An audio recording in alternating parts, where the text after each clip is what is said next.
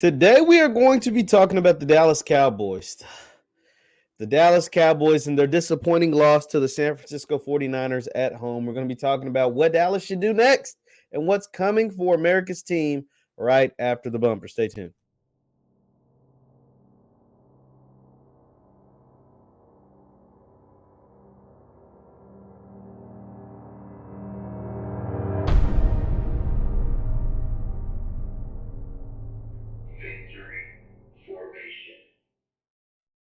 What is going on, everybody? My name is Jeff Lightsy Jr. here at the Black Boss Channel and Victory Formation. Thank you guys for tuning in. Be sure to hit the thumbs up button, like, share, subscribe, and the notification bell because we upload every single day. Now, the Dallas Cowboys, they had that disappointing loss to the San Francisco 49ers in the NFL Wildcard, 23-17. Jimmy Garoppolo completed 16 of 25 passes, no touchdowns, but Eli Mitchell and Deebo Samuels ran all over the Cowboys. Eli Mitchell had 96 yards on the ground. Deebo Samuels added another 72 yards on the ground. Brandon Ayuk had 5 catches. Deebo added another 38 yards. And it was all enough to beat the Cowboys. Dak Prescott just did not have a good game. 23 of 43. He finished with 54 yards, but I think 100 and something of those yards came in the fourth quarter alone. Had an interception, had a touchdown.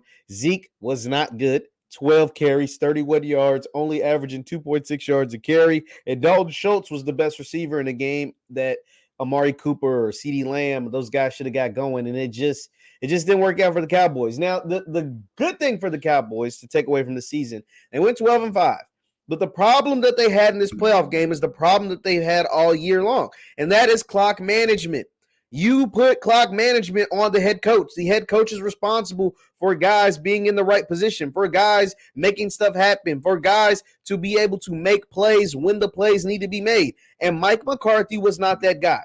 Mike McCarthy has had issues with clock management ever since he arrived in Dallas. That has been a constant problem for Mike McCarthy and the Cowboys since he arrived in Dallas after getting fired by the Green Bay Packers. And it was a problem again this year. It was a problem in this game. When Dak Prescott, albeit the ref, I would think the ref was wrong? Probably, running in the Dak, running in the center, having to respot the ball, etc., etc. But those are things you're supposed to practice in practice. These are things professionals are supposed to know. When Dak makes that scramble, he's supposed to slide, get up with the ball. Don't place the ball. Don't set the ball. Get up with the ball.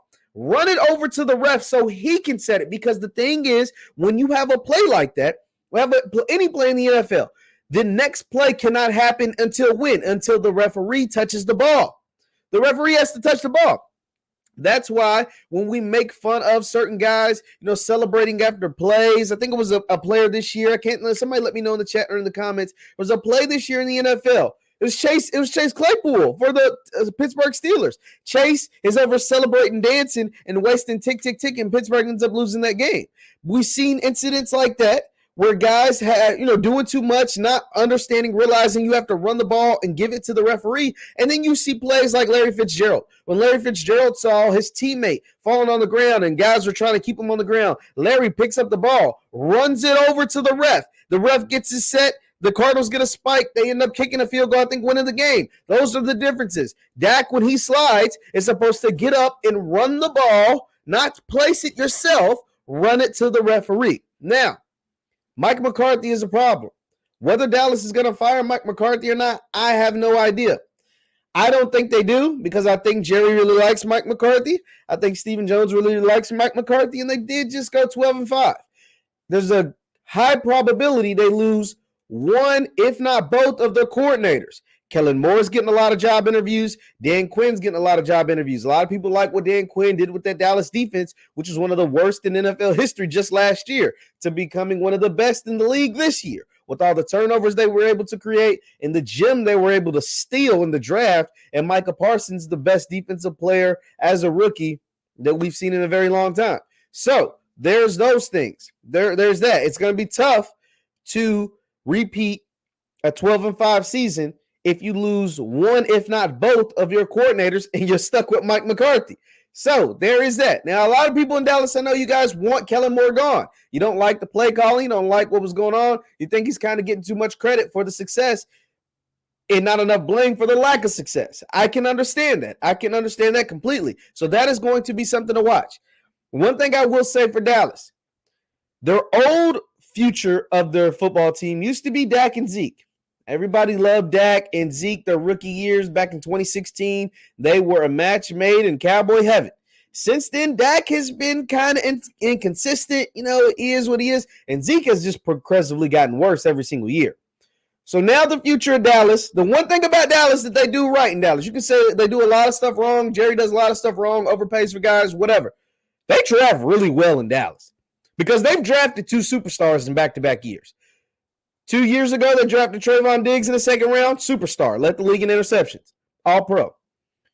This past year, they drafted Micah Parsons, superstar, one of the best pass rushers in the NFL, 13 sacks, all-pro as a rookie. So they've drafted superstars in back-to-back drafts. So one thing that they do well is draft. People can say whatever they want about Dallas. They've drafted future Hall of Famers in Zach Martin and Tyron Smith and superstar and Micah Parsons and Trayvon Diggs, and say what you want about Dak, but Dak was taken in the third round. He looked pretty good he's looked pretty good for a very long time. So good enough they give him $40 million a year. So Dallas does draft well. That is on their side. That is technically actually on their side. It's what they're going to do to get over that hump, because this was supposed to be the year. You got CeeDee Lamb, another great draft pick.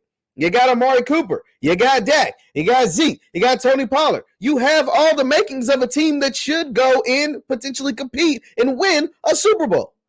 But you weren't able to get it done. And who do you put the blame on? Who gets removed? Who gets replaced? And how do you run this back and make this better in the 22 season than it was in the 21 season? Dallas, I think you guys have a great foundation. It's how you can mix and match those pieces to get it right. Or, do you guys just think that Dallas is incapable of winning a Super Bowl with Dak Prescott as your quarterback? That's another thing you'll have to decide. Well, not Dallas, because he's going to be around, because they're paying him a whole lot of money for a very long time. Leave your thoughts in the chat. Leave your thoughts in the comments. The Dallas Cowboys, what do they do next? What's next for America's team? I don't know. I really don't, because Dak's under contract for a long time and Zeke's under contract for a long time. The great thing is, though, you have two superstars on that defensive side of the ball. My name is Jeff Lightsy Jr. at the Black Boss Channel. You can subscribe to the Black Boss Channel right there at theblackbosschannel.com, at theblackbosschannel.com. You can find me on Instagram and Twitter at JLightsy7 for all content just like this. Once again, my name is Jeff Lightsy Jr. with the Black Boss Channel and Victory Formation. Hit the thumbs up button on your way out, guys. Thank you so much for tuning in, and I will see you next time. Peace.